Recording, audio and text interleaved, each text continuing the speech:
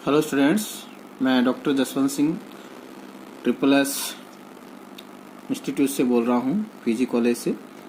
तो आज हम बात करेंगे मीसोमॉर्फिक अवस्था के बारे में, क्या होती है इसके बारे में, क्योंकि हमारी जो टॉपिक चल रहा है वो चल रहा है द्रव अवस्था। क्या टॉपिक चल रहा है बेटा? द्रव अवस्था वाली यूनिट चल रही है।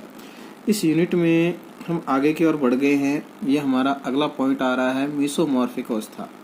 ठीक है, ये एक ऐसी अवस्था होती है जो कि ठोस और द्रव के बीच में पाई जाती है। ठीक है, तो देखिए होता क्या है कि जैसे हम तापमान बढ़ाते हैं तो अपारदर्शी द्रव होता है, लेकिन ये विषमदेशिकता प्रदर्शित करते हैं, जबकि होते कैसे हैं? समदेशिक होते हैं।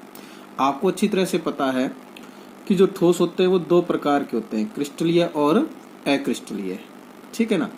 तो जो अक्रिस्टलीय ठोस होते हैं वो विषमदेशिक होते हैं और उनमें बहने की प्रवृत्ति भी पाई जाती है। ठीक है, और जो क्रिस्टलीय ठोस होते हैं वो विषमदेशिक होते हैं। अब ये द्रव भी है, लेकिन इनका गुण कैसा है? विषमदेशिकता का है। ठीक है ना? लेकिन होने क्या चाहिए? ये समदेशिक होने चाहिए। ठीक है ना? समदेशिक होते हुए भी ये कैसे गुण प्रदर्शित करते हैं?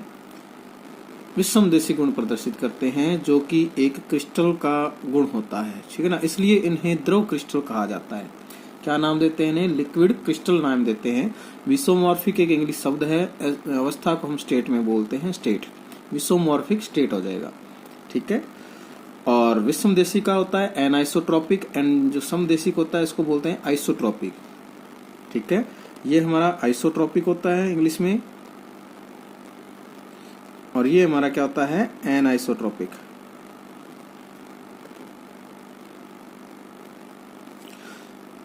ठीक है, तो इनको क्या बोला जाता है? लिक्विड क्रिस्टल बोला जाता है।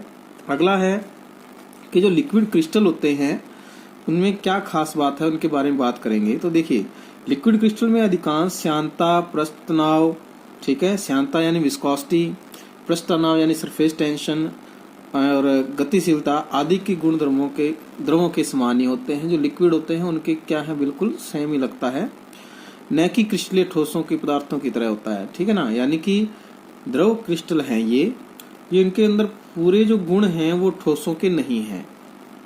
ठीक है, और हम ये भी नहीं कह सकते कि ये क्या है? अक्रिस्टलीय ठोस हैं, ऐसा भी हम नहीं कह सकते। ठीक है, क्योंकि इनमें जो गुण मिल रहे हैं वो क्रिस्टलीय के मिल रहे हैं। इसलिए एक नई हमने विचारधारा पैदा की है कि ये हमारा क्या है? लिक्विड क्रिस्टल है। आगे चलें तो इसी अवस्था को हम क्या कहते हैं? मीसोमॉर्फिक अवस्था कहते हैं, जिनकी विस्कोसिटी, सरफेस टेंशन एंड जो मोशन है पार्टिकल्स का वो किसके समान होता है? लिक्विड के अकॉर्डिंग होता है। बेटे ये हैं क्या?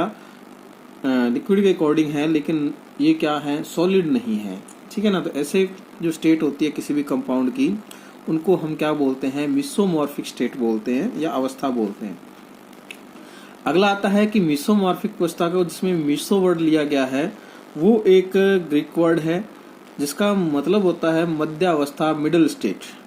जिसका मीन क्या होता है? मिडल स्टेट, मध्यावस्था। ठीक है ना?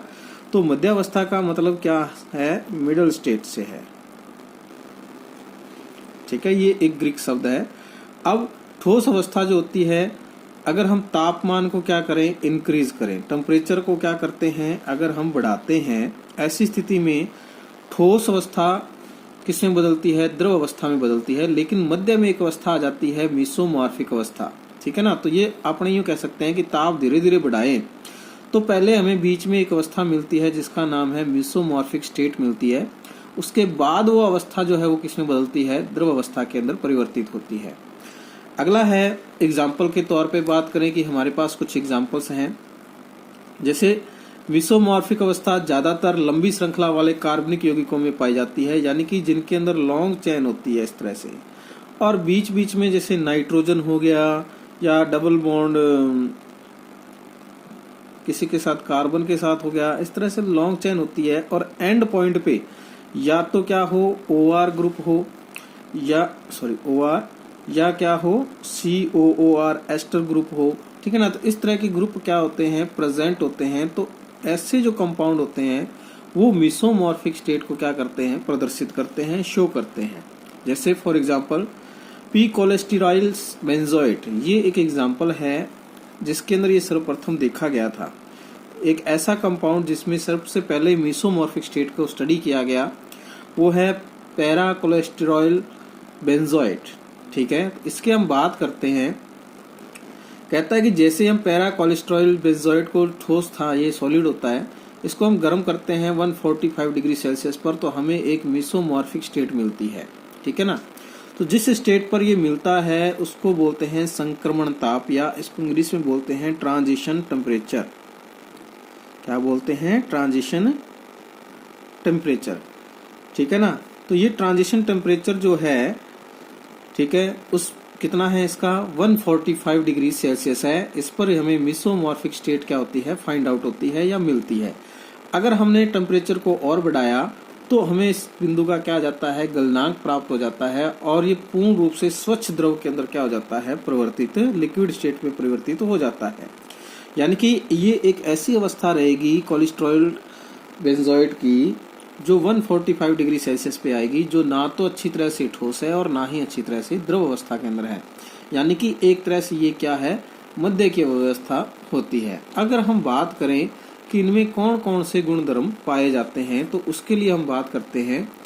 तो देखिए, द्रव क्रिस्टल यौगिकों के गुण धर्म क्या है, जो मीसोमॉर्फिक अवस्था जो मिलती है इसकी हम बात करें तो इसमें क्या गुण धर्म मिलते हैं। तो देखिए, आणविक गतिशीलता जो होती है ये दर्शाते हैं, यानी कि मॉलिक्यूलर जो मूवमेंट होती है या मोशन होता है वो इनमें पाया जाता है, तो सॉलिड में ये नहीं मिलता। तरलता यानी फ्लूइडिटी, ये तरल होते हैं क्योंकि अब आणविक जो मॉलिक्यूल्स हैं वो मोशन कर सकते हैं, अणुगति कर सकते हैं, तो ये तरल अवस्था में क्या होंगे, पाए जाएंगे। ठीक है। आगे हम श्यानता की बात करें, विस्कोसिटी, ये है तरल अवस्था में पाए जाते हैं, तो ये विस्कोसिटी भी क्या करते हैं बेटा, दर्शाते हैं। क्लियर है? हाँ जी। पृष्ठ तनाव यानी कि सरफेस टेंशन जो होता है वो इनके अंदर पाया जाएगा, क्योंकि एज ए लिक्विड ये बिहेव कर रहे हैं। देशिकता, देशिकता हम पहले ही टॉपिसिटी पढ़ चुके हैं कि कैसी होनी चाहिए, इनकी विषम देशिकता होती है। ठीक है ना, क्रिस्टलों की भांति हुए ये व्यवहार करते हैं। अगला है द्विव्यतिकरण। व्यतिकरण का मतलब होता है किरण को मोड़ देना, तो ठोसों के साथ इनमें भी ये गुण पाया जाता है। मान लीजिए कोई विकिरण आ रही है, वो टकराती है किसी के साथ, तो वो मुड़ जाती है ना। किरण ऐसे आई, टकराई और ये मुड़ गई, फिर टकराई तो फिर मुड़ जाती है। तो इनमें द्विविवर्तन की घटना जो है वो पाई जाती है, जैसा कि ठोसों में पाया जाता है। इसका मतलब इनमें बंद पाए जाते हैं। ठीक है। जर्मर और आपने डेविसन जर्मर का जो अपने एक्सपेरिमेंट पढ़ा हुआ है सॉलिड के अंदर, उसके अकॉर्डिंग ऐसा अपने को देखने को वहां पर भी मिलेगा। व्यतिकरण जो होता है ऐसा ये दर्शाते हैं, ये ठोसों के समान, ये दोनों गुण जो हैं लास्ट वाले ये बिल्कुल ठोसों के समान होते हैं, और बाकी ये जो गुण हैं ऊपर वाले वो सारे द्रवों के समान होते हैं। तो इस तरह से मीसोमॉर्फिक अवस्था पाई जाती है। अब होता क्या है, हम आगे की ओर चले तो द्रव क्रिस्टलों को हमने क्या कर रखा है, दो भागों में डिवाइड कर रखा है। ठीक है। वो दो भाग कौन कौन से हैं और किसके आधार पे हमने इनको क्लासिफिकेशन किया है, वर्गीकरण किया है, वो अपने देखना है। द्रव क्रिस्टलों का अवयवी कणों की व्यवस्था के आधार पर हमने क्या किया है, वर्गीकरण किया है कि किस तरह की उनके अंदर व्यवस्था पाई जाती है। Classification of liquids crystals on the basis of the arrangement of constituent particles. Constituent particles कोई आयन हो सकता है, मॉलिक्यूल हो सकता है, अणु हो सकता है, या कोई परमाणु भी हो सकता है। ठीक है ना। तो इसलिए हमने सीधा सा लिख दिया अवयवी कण या कॉन्स्टिट्यूएंट पार्टिकल्स। वो कुछ भी हो सकता है जिससे मिलकर के ये द्रव क्रिस्टल क्या है, बना हुआ है। अब इनको हमने दो भागों में क्या किया है, वर्गीकृत किया है। पहला है स्मेटिक द्रव क्रिस्टल, सेकंड है नमेटिक द्रव क्रिस्टल। ठीक है। द्रव क्रिस्टल को लिक्विड क्रिस्टल बोलते हैं, बाकी ये वर्ड दोनों जो स्मेटिक और नमेटिक हैं वो इंग्लिश वर्ड है। आगे चलते हैं। स्मेटिक का मतलब होता है ग्रीक वर्ड के अंदर की साबुन जैसा, जिसको हम हिंदी में निकालें जैसे हमारी सॉप होती है, तो सॉप जैसा ये होता है अपने आप में। ठीक है। जबकि नमेटिक जो होता है उसका मतलब होता है, वो भी एक ग्रीक वर्ड है जिसका मतलब होता है धागा या सूत्र, यानी कि धागे नुमा इनके अंदर क्या पाई जाती हैं, संरचनाएं पाई जाती हैं। ठीक है। अब हम पहले स्मेटिक को करेंगे, साथ साथ में इसको करते चलेंगे। तो साबुन जैसा मतलब होता है कि आपने सोडियम स्टीरेट के बारे में सुना था 12th क्लास के अंदर 5th चैप्टर के अंदर सरफेस केमिस्ट्री के अंदर, कि इनमें इस तरह से जो इलेक्ट्रोलाइट होता है उनकी क्या पाई जाती हैं, परतें पाई जाती हैं सोडियम स्टीरेट्स की। तो इसी तरह से यहाँ पर जो हमारे पास सिमेटिक द्रव होता है उनमें भी द्रव जो है वो परतों के रूप में क्या होता है पाया जाता है, जो एक दूसरे पर खिसक सकती हैं, आगे की ओर बढ़ सकती हैं। तो मैंने यहाँ पे नोट भी किया है कि अणु समांतर यानी कि पैरेलल लेयर्स के रूप में क्या होता है व्यवस्थित होता है, जो एक दूसरे पर खिसक सकती हैं, एक दूसरे पर मूव कर सकती हैं, ठीक है ना। लेकिन निमेटिक की बात करें तो ये दागे नुमा संरचना होती हैं जो एक दूसरे पर खिसकती नहीं है, मतलब कि कम खिसकती हैं कंपेयर टू इसके, लेकिन वो धागे नुमा संरचनाएं होती हैं। अब हमने दोनों के क्या पढ़ने हैं, गुण धर्म पढ़ने हैं। अगर हम पहला करें प्रवाह, तो ये साधारण द्रवों के समान नहीं होते, यानी कि सिंपल सी बात है, परतें हैं, परतें एक दूसरे पे खिसकेंगी तो थोड़ा इनमें गाढ़ापन पाया जाएगा। तो इसलिए ये साधारण द्रवों के समान क्या नहीं कर सकते, गमन नहीं कर सकते, प्रवाह नहीं कर सकते। जबकि ये दागेनुमा संरचना है, छोटी संरचनाएं होती हैं, ये द्रवों के समान क्या करते हैं, प्रवाह प्रदर्शित करते हैं। अगला है प्रवाह का वेग जो है वो इसका क्या होता है, कम होता है, और ये आसानी से वेग द्रवित हो सकते हैं, इनका वेग क्या होगा, ज्यादा होगा। श्यानता की बात करें, प्रवाह की दर जो होती है उसको श्यानता बोलते हैं। तो जो सिमेटिक द्रव होते हैं उनमें श्यानता नियम की पालना नहीं करते, क्योंकि गाढ़े हैं, कोई परत जल्दी खिसक जाती है, कोई लेट खिसकती है, इस वजह से ये श्यानता नियम की पालना नहीं करते। जबकि ये पतले द्रव होते हैं, दागेनुमा संरचना वाले द्रव होते हैं नमेटिक, वो आसानी से एक दूसरे पे खिसक जाते हैं, तो आसानी से जो श्यानता के नियम हैं उनकी ये पालना करते हैं। देशिकता की बात करें तो ये विषम देशिक होते हैं। हम पहले भी बात कर चुके हैं कि द्रव क्रिस्टल वैसे भी क्या होते हैं, विषम देशिक ही होते हैं, ठीक है। चुंबकीय गुण क्षेत्र का अगर प्रभाव देखें तो ये चुंबकीय क्षेत्र में क्या रहते हैं, अप्रभावी रहते हैं, यानी कि इनके ऊपर चुंबकीय क्षेत्र का कोई प्रभाव नहीं पड़ता। जबकि ये अपने आप में अणु जो होते हैं वो मुक्त अवस्था में होते हैं, इन पर चुंबकीय क्षेत्र का प्रभाव पड़ता है। अगर हम चुंबकीय क्षेत्र उपस्थित करते हैं, इनको वहां पे चुंबकीय क्षेत्र लगाते हैं, तो आविल द्रव जो होता है वो बिल्कुल क्या हो जाता है, स्वच्छ हो जाता है, बिल्कुल हमें स्पष्ट दिखने लगता है, साफ द्रव की भांति हमें दिखने लगता है, यानी कि धुंधलापन हमें बिल्कुल नहीं दिखाई देता। लेकिन जैसे ही हम चुंबकीय क्षेत्र हटा देते हैं, चुंबकीय क्षेत्र हटाने पर ये द्रव पुनः जो है वो आविल द्रव के अंदर क्या हो जाता है, बदल जाता है, यानी कि इसमें थोड़ा सा गाढ़ापन सा आ जाता है, धुंधलापन सा आ जाता है, ठीक है।